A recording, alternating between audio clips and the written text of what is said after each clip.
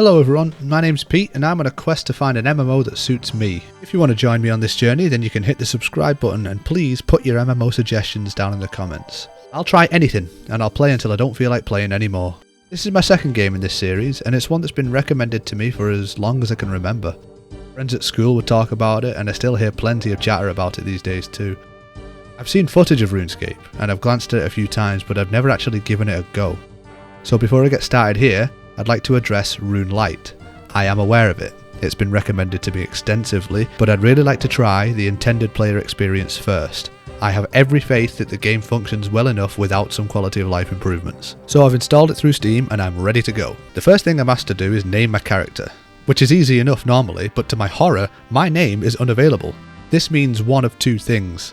Either I've made an account in the past and forgot, or someone has excellent taste in names. Whoever you are, I tip my hat to you.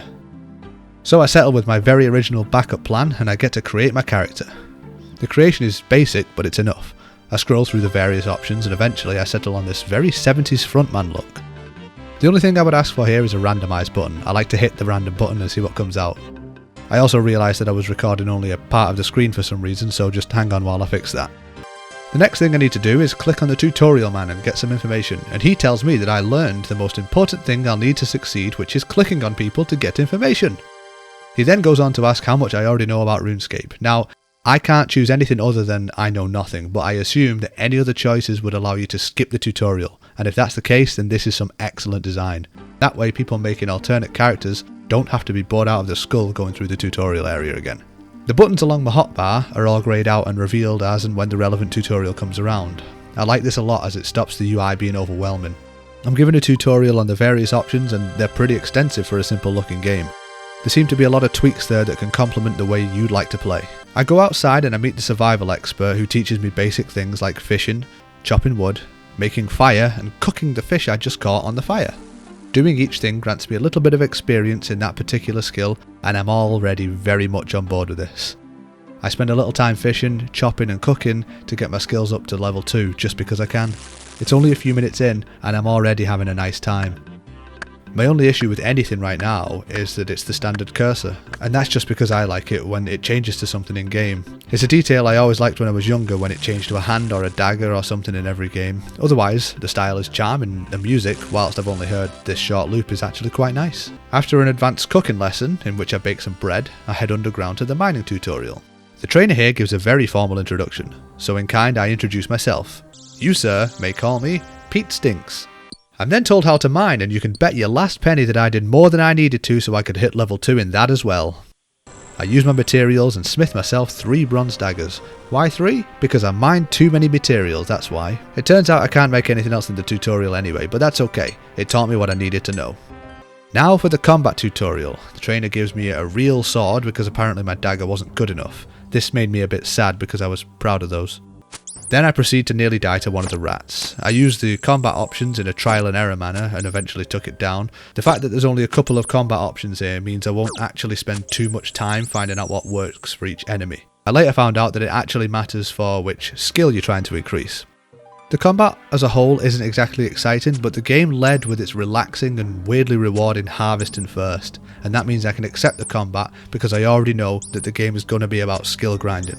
I'm not against grinding, as long as it's fun to do, and so far, this has been pretty rewarding. I'm then shown how to use the bank, which is player storage, and I then get an explanation on how players vote for updates in the game.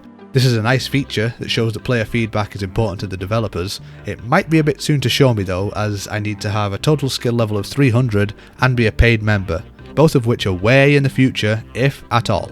I check out the membership price and while it's not overly expensive, it's a bit steep for me right now considering I don't know what I'll get from it. Not to worry, my next tutorial is account management and this explains, among other things, the benefits of being a paid member.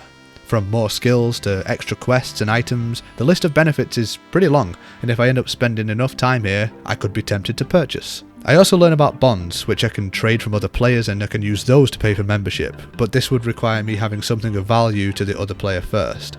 I don't hate the idea because this means I could get the benefits of paid membership for free, but it does mean that somewhere someone has paid for me.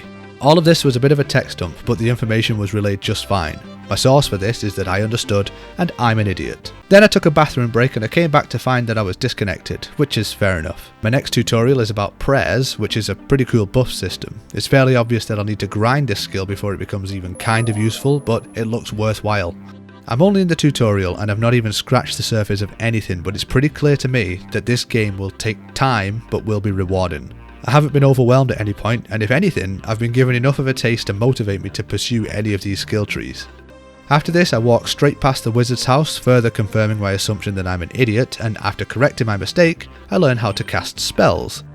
Casting anything costs runes, and these are some kind of reagent that apparently are combined to produce the desired spell. While this makes perfect sense, it's the only time where I'm not told how I can get more. There is a runecraft skill in my skill box, so I assume it's just something else I can grind. And even though I'm missing the information on how, I'm still, for some reason, excited by the prospect.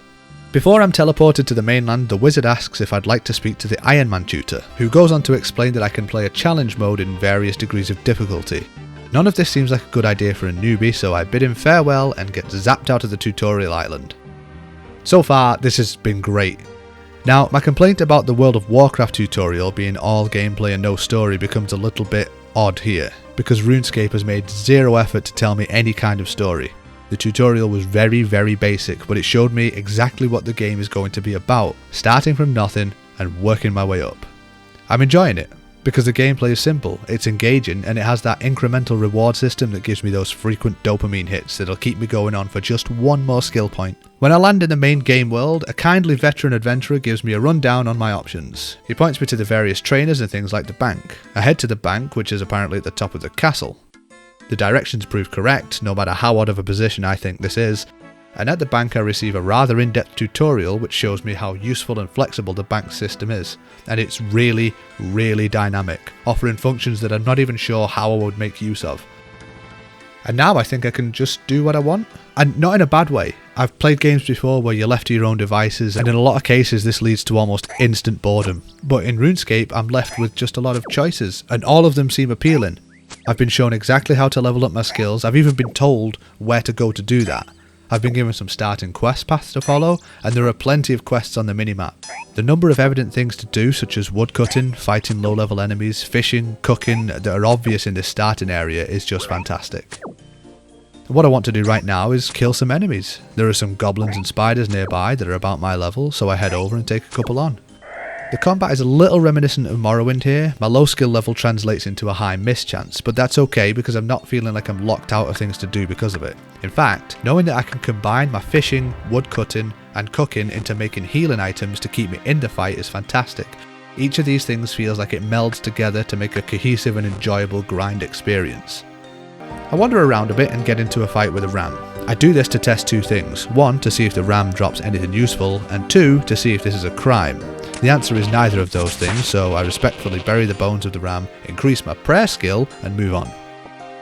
And now I just want to fish. It's both relaxing and beneficial to me. I already know the fishing tutor is to the south, so I follow the path until I find him. And then I just spend about half an hour catching shrimp. I use my wood cutting skill and my fire making skill to make fires and cook the shrimp and increase my cooking skill. Then I eat the shrimp when my inventory is full, and then I repeat.